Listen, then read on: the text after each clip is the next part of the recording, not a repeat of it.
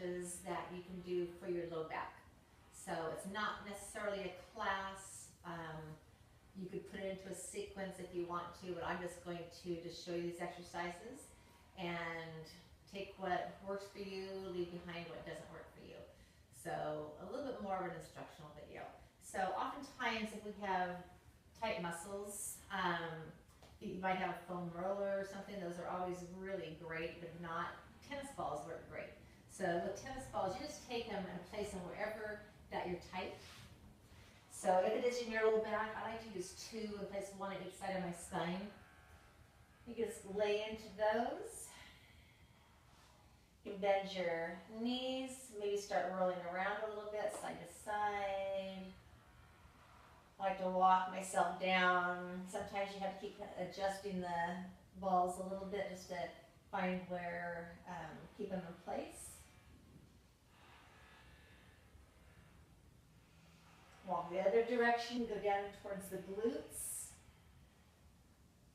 And when you find a spot that you feel that, okay, this hurts, just stay there and breathe a little bit.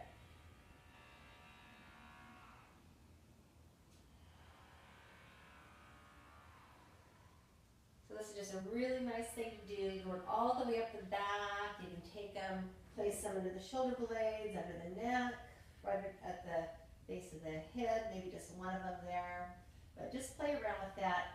You can even use them for like on your hips. So if your hips are tight, you can place a ball, just lay onto your side and just find those places,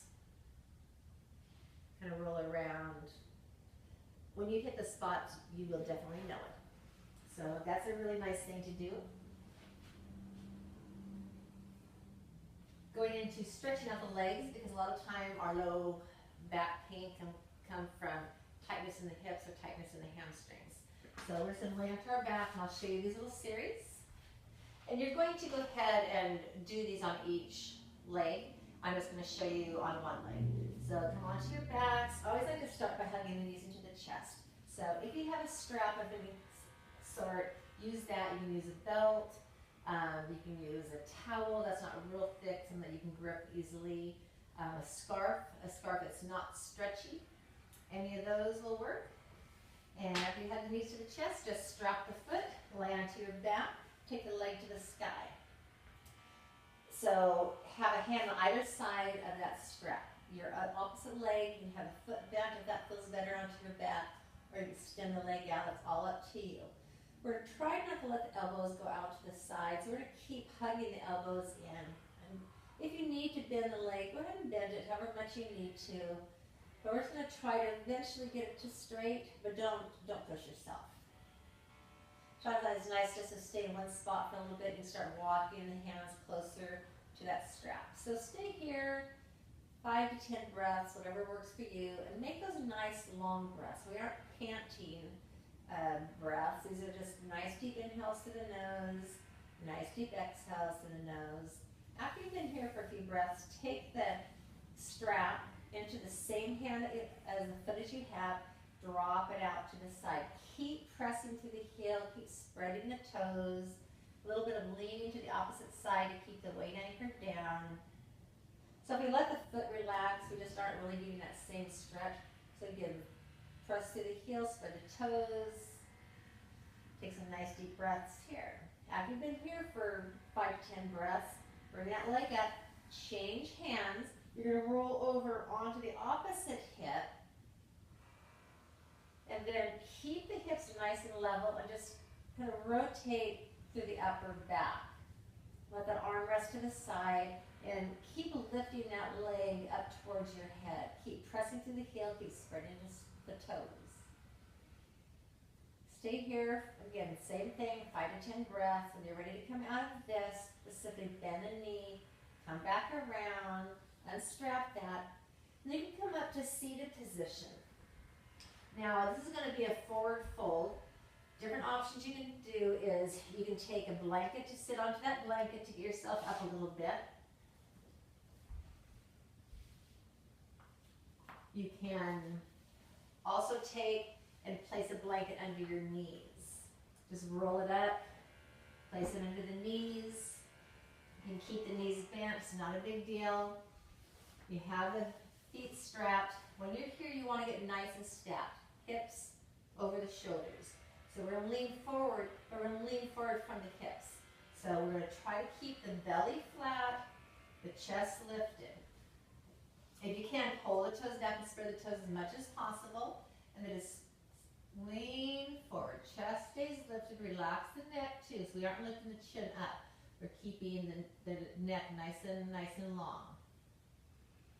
So if you feel yourself folding and the chest collapsing, so you can get upright again and come into that nice little easy forward fold. It doesn't matter how far you go. It doesn't matter if the knees bend, if you use a blanket. It's all about keeping the upper body nice and straight. Keep pressing through the heels. Keep spreading the toes and pulling the toes back. This is about getting a nice stretch to the back of the legs. Few breaths here. Same thing. 5 to 10 breaths. Whatever feels right to you. And then just nice and easily release that. We're going to come into the cat-cow breath. This is great for just everything. This just kind of gets the spine moving. So come on to hands and knees, hands underneath the shoulders, knees underneath the hips. So traditionally this breath is, this pose is taken tailbone lifts and the chest lifts on the inhale. On the exhale, you pull the belly towards the spine, chin towards the chest, you round the upper back. And you stay with this breath. Inhaling, exhaling. Now you keep doing this for some breaths. I like to sometimes add a little bit of a twist to this. I'll just walk my knees back a little bit, but I like to get some extra movement in here. I might circle the hips a little bit in the head. So sometimes it's nice just to close the eyes and do this and just let your body kind of move. I'll also take and press the hips back like I'm going into child's pose, and sometimes come forward like I'm going to do a little up dog type of thing. So feel free to play around with this. The belly comes in.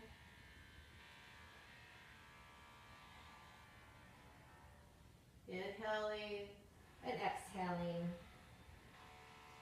So again, that's another, just gets everything kind of lubricated and kind of moving as a cat-cow breath. Now, locust is another really nice one that helps straighten the lower back. So I'm going to show you some options on that. So we're going to come onto our belly. And if you want, you can make a pillow out of the hands or stack the fist. That's what's better for you. You can come all the way down to the floor, have the hands down by the hips, palms face down. Now just find what works best for you. And you're going to either lift one leg at a time with a little internal rotation. So it's like the inner seam, your pants is spinning in and back. That leg lifts, you lower it down, you lift the other leg. Now if this feels better for you, just rest the forehead, and same thing. So you want to keep the pubic bone pressing down into the mat here. We don't want the butt to lift and for the low back to arch. That does not feel good on our low back, so we're trying to get away from low back pain. If you are in a position where you lift the chest, lift the hands, you lift one leg at a time, or lift both legs. When we do this, the gaze goes straight down. I'm not lifting my chin up. I'm keeping the neck nice and long. Stay here for 2, 3, 4, 5 breaths, whatever works for you, and you let it go. Now you can rest the forehead or the head. It's nice to shimmy the hips side to side, or bend the knees and windshield wiper legs side to side. And you can do a few rounds of that. That's a real good low back strengthener. Coming into downward facing dog. Downward dog just stretches everything out. This is just a really good do it when you can do it kind of pose. So with downward dog, again, you come onto all fours, hands underneath the shoulders, knees under the hips. I'm going to turn my toes under. Then I'm going to press my hands away, or my shoulders away from my hands, and start lifting the knees up. Then I'm going to start straightening the knees as much as you can. Now, if you're tight through the shoulders, take your hands wider than your shoulders. If you're tight through the hamstrings, take your feet way wider than your hips, and then press yourself back. So we're looking for length here. So we're trying not to let anything collapse. You can have the knees bent if you need to. That's fine. And hug in the low ribs. Take some nice deep breaths here. Now some pointers in downward facing dog. Things to keep in mind is when we're here, we want to try to keep the elbows straight and we don't want them to bend out to the side. When they bend out to the side, we're collapsing with that internal rotation into the shoulders, into the arms, which is going to tighten our neck. So we want to wrap it the other direction. You just like you're trying to wrap the outer upper arms in. Keep pressing through the hands. We're trying to get the shoulders as far back away from the wrist as we can. So almost like you're trying to flatten the wrist out a little bit. The other thing that's very, very common is we press into the heel of our hand, which presses into our wrist, which doesn't feel good. So we try to keep the hands nicely spread. We try to press through the knuckles, through the fingerprints, and really using the thumb and index finger. So those are important things when you're doing downward facing dog, is to focus on that part also.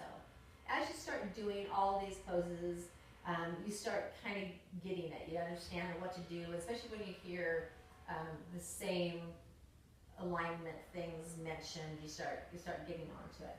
So another one from downward facing dog, which you can always come into, is pigeon pose. And I'm going to try to show you this where you can see the different angles. Pigeon pose gets into the hips. Tight hips, again, can kind of start making the low back hurt. So with pigeon pose, we come into a position. So here's the side position that you're going to see. And the knee goes out to the side of the hip. So this is what it looks like in full extension of pigeon pose. Try to keep the chest square. So we aren't leaning over and twisting everything up. The spine is square. If we can't get into this, we take a blanket or a pillow or something, and we put it underneath of that thigh so that the thigh is not hovering up, so we can kind of rest into it, and that gives us support in that area. And then depending on where you are, how low you lower down, maybe this is where you're at. You may be able to come down a little lower. You may come to forearms. You may come all the way down. Now from the front view, this is how this looks. So you don't have to have the knee, the shin parallel here. That's going to be the deepest expression of this pose. So you can have that heel in towards the groin, but notice this knee is outside of the hip. So we don't want it in here. We want it to have outside of the hip. If this is not accessible to you at all, then you come and you sit into a position like this. Same thing, the knee is out, this knee's in, especially if you have bad knees, watch it, this might be a position for you. Same thing, you would just start leaning the chest forward. It doesn't matter how low you go, you just want to feel that stretch on the hip. And then just walk yourself back. I think it's always nice when you come out of pigeon pose, just to flip yourself back over again and come into downward facing dog. So if you're in pigeon in this direction, then you're just going to turn the toes under, lift the back knee up, hugging through the belly, and just going to take that leg, and you're going to start walking it out a little bit.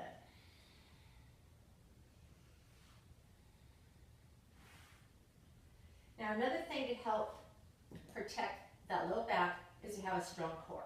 So I'm not going to go into a lot of core work in this series, but I'm going to show you one. It's called hover plank. So you're going to come down onto your elbows and your forearms. Your elbows are going to be under your shoulders. And it's just like a low plank. Low plank. So the core lifts up, the belly lifts up. You press through the heels. You can always bring one or both knees down to the floor if you need to. And keep the back of the neck nice and long. Whatever it is, we're not collapsing through the belly. We aren't letting things sink down here. We're lifting up, pressing through the heels, and your knees are lifted, keeping the shoulders nice and strong. And you stay there for as long as your body is going to allow you. And you can do a few of them. So just take a break in between each of them. And stay for 2, 3, 4, 5 breaths, whatever works for you. But keep the core, keep the belly hugging in. Child's pose is just a really nice Stretches the back, stretches the quads, little hip opener. So in child's pose, generally our knees are wide and the big toes are together. And then you're just going to keep the hips anchored to the heels as much as you can. You're going to take the forehead to the floor. Now, if the forehead does not reach the floor, you grab something. You grab a block, and if you have something like this, a pillow, a rolled up blanket, whatever it is you can, because you don't want the head hovering. So you can just rest the forehead on this at any level that is appropriate for you. Draw the low belly in a little bit. Keep it kind of hugging in. Keep the hips heavy. And just relax here. Hands can be wherever is comfortable for you. They can be just out in front of you, back by the hips.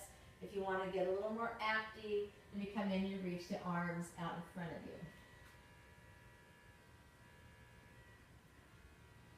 So if the arms are reached out in front of you, it's that same external rotation. We're wrapping the outer upper arms down towards the mat. We don't want the elbows to go out to the side, because when that happens, again, it pinches the neck and causes us other problems, which we're trying to get away from. So bridge pose is another nice low back strengthener, and get some movement going here. And I'm going to show you two different variations of this. So for the more active bridge, now you can either come up into this pose and hold it for a few breaths, or you can also do what's called a rolling bridge. So I'll show you the rolling bridge first. So I'm going to lay onto my back, bend my knees, feet to the floor. I feel my outer edges just outside of my hips here. I'm going to draw the tailbone, lift it up, press the low back into the floor. So pubic bone towards the belly button, hip points towards the ribs, whatever makes sense to you. I'm going to either keep my arms alongside my ribs, my hands pointing up, and press in, lift my hips up, tailbone draws long. I may stay here. I may clasp my hands, walk the shoulder blades together. So here there's a sensation of pushing the shins, the knees forward. So again, you don't want to collapse into the low back. You want to keep those lifted up and keep the throat lifted. So this is bridge pose. For rolling bridge, you just lift yourself up, then you broaden the collarbones. You lower yourself down, nice and easy. Release the tailbone, a little bit of pelvic tilt the opposite direction. Then just go right back into it. Tilt it the other direction. Press through, lift up. Lower down. Always movements with breath, nice and easy, no rush.